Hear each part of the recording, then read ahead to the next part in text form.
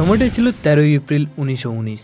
পাঞ্জাবের অমৃতসরে জালিয়ানওয়ালাবাগে ভারতীয় বিপ্লবীরা সরকারের রাওলাট আইনের বিরুদ্ধে প্রতিবাদের জন্য কয়েক হাজার মানুষ শান্তিপূর্ণভাবে এবং সম্পূর্ণ নিরস্ত্রভাবে এক জায়গায় জমায়েত হয়। কিন্তু ব্রিটিশ পুলিশের তৎকালীন ভারপ্রাপ্ত আর্মি অফিসার জেনারেল রেজিনাল্ড ডায়ারের আদেশে নিরস্ত্র ভারতীয়দের ওপরে নির্মমভাবে গুলি ফায়ার করে। মাত্র 15 মিনিটের মধ্যে কয়েকশো ভারতীয়কে গুলিবিদ্ধ করে। ভারতীয় ইতিহাসের এই নির্মম ও লজ্জাজনক এবং ধিক্কারজনক ঘটনা জালিয়ানওয়ালাবাগ হত্যাকাণ্ড নামে পরিচিত।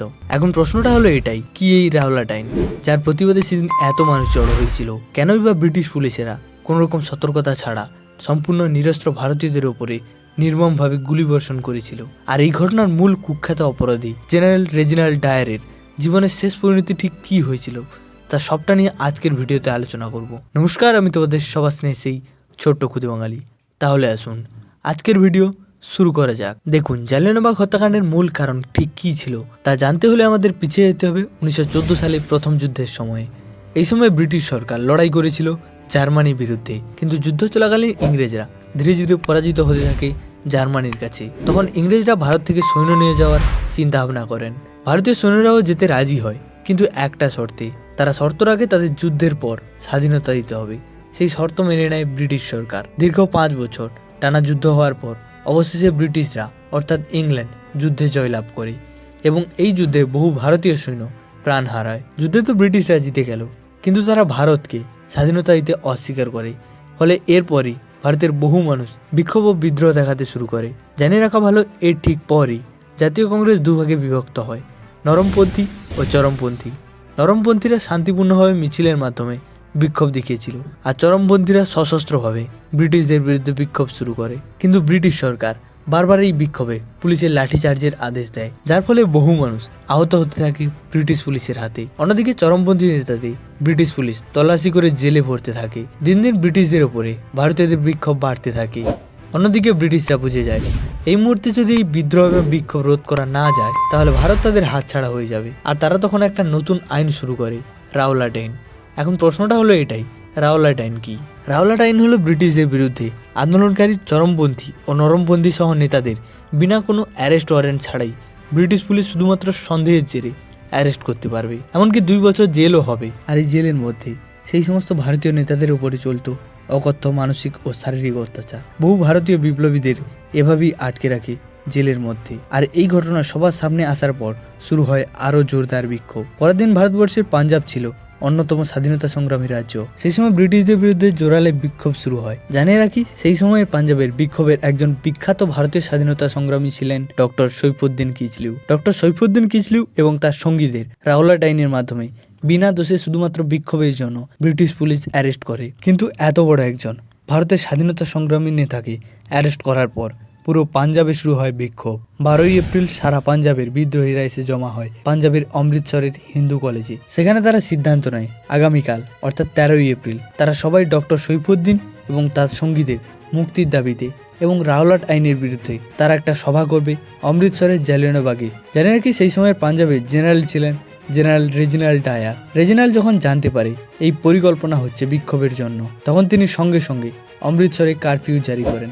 তিনি মনে মনে চিন্তা করেন এর মাধ্যমে নিশ্চয়ই ব্রিটিশ বিরোধী কোনো সম্মেলন হবে এবং বলেন কোনো রকম জমায়েত করা যাবে না, 4 জনের বেশি একসঙ্গে থাকা যাবে না। কিন্তু জানিয়ে রাখি, এই কারফিউকে তোয়াক্কা না করি প্রায় 8000-এরও বেশি ভারতীয় 13 এপ্রিল সকালে জড় হয় জালিয়ানওয়ালাবাগে। বেলা বাড়ার সাথে সাথে বাড়ছিল মানুষের ভিড়ও। বিকেলে ডায়ারের কাছে খবর যায় প্রায় 15,000 মানুষ জড়ো হয়েছে বিক্ষোভের জন্য। তৎক্ষণাৎ জালিয়ানওয়ালাবাগের দিকে কয়েকশো পুলিশ বাহিনী নিয়ে বন্দুক নিয়ে রওনা হয়। জালিয়ানওয়ালাবাগ জায়গাটা ছিল চারিদিকে উঁচু উঁচু প্রাচীর দিয়ে ঘেরা। পালানোর ও প্রবেশের পথ ছিল একটাই, আর এই বিশাল ময়দানের মাঝে ছিল একটা কুঁয়ো। এরপর ডায়ার যখন জালিয়ানওয়ালাবাগে পৌঁছায় তখন প্রায় 10,000 মানুষ সমবেত হয়ে বিক্ষোভের ধ্বনি দিচ্ছে। তখন ডায়ার বিশাল পুলিশ বাহিনী নিয়ে ঘিরে ফেলে গোটা ময়দানকে। প্রবেশের পথ এবং বাড়ানোর পথ বন্ধ করে দেওয়া হয়। আর এরপরই ডায়ার কোনো রকম সতর্কতা ছাড়াই সৈন্যদের গুলি চালানোর আদেশ দেয় নিরস্ত্র ভারতীয়দের উপরে। এরপর 15 মিনিট ধরে চলে গুলি। বন্দুকের গুলি যতক্ষণ না শেষ হয় ততক্ষণ চলতে থাকে গুলি। প্রায় 1700 রাউন্ড গুলি চলে মাত্র 15 মিনিটের মধ্যেই। গুলির শব্দে কেঁপে ওঠে গোটা মাঠ। শুনলে হয়তো আপনি অবাক হবেন। মানুষ গুলির হাত থেকে বাঁচার জন্য যে যেদিকে পারে ছুটে পালানোর চেষ্টা করেছে। যারা পালাতে পারেনি তারা মাঠে থাকা কুয়োতে ঝাঁপ দিয়েছিল বাঁচার জন্য। কিন্তু ডায়ার এতটাই নির্মম ছিল যে তিনি পুনরায় আদেশ দেন কুয়োতে লুকিয়ে থাকা মানুষদের যাতে পাথর ছোঁড়া হয়। এই ধিক্কারজনক গুলির যুদ্ধের ফলে প্রায় 1500 জন মানুষ মারা যায় গুলিবিদ্ধ হয়ে। বাকি 700 থেকে 800 জন মারা যান এদিক ওদিক ছোটার জন্য পদপৃষ্ট হয়ে। আগুনের ফুলকির মতো খবর ছড়িয়ে যায় গোটা ভারতবর্ষে। গোটা ভারত যখন এই নির্মম অত্যাচারের সম্পর্কে জানতে পারে তখন শুরু হয় গোটা ভারত জুড়ে বিক্ষোভ। এরপরই গান্ধীজি অহিংস অসহযোগ আন্দোলন শুরু করেন। অন্যদিকে এই ঘটনার পর ভারতীয় ইতিহাসের অন্যতম বীর বিপ্লবী ভগৎ সিং স্বাধীনতা সংগ্রামের পথে যোগদান করেন।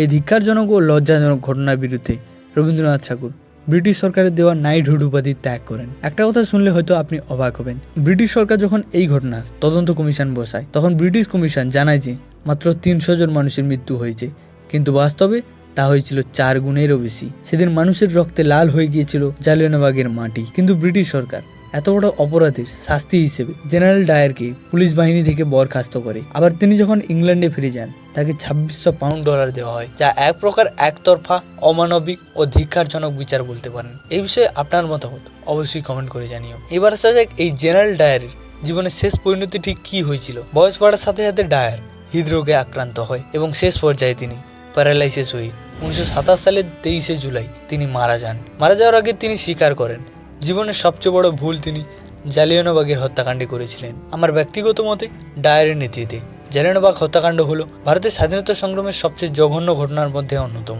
আপনার কি মনে হয় তা অবশ্যই কমেন্ট করে জানিও। তো বন্ধুরা, এই ছিল আজকের ভিডিওর মাধ্যমে পাওয়া ইনফরমেশনগুলো ভালো লাগলে অবশ্যই একটি লাইক করে বন্ধুদের মধ্যে শেয়ার করে দিও। চ্যানেলে নতুন হলে চ্যানেলটি অবশ্যই সাবস্ক্রাইব করে খুদি বাঙালি ইউটিউব চ্যানেলের পাশে দেখো। তাহলে চলুন দেখা হচ্ছে তাদের নতুন ভিডিওর সাথে নতুন কোনো টপিক নিয়ে। তত সময়ের জন্য ভালো থাকুন, সুস্থ থাকুন, সাবধানে থাকুন। ধন্যবাদ।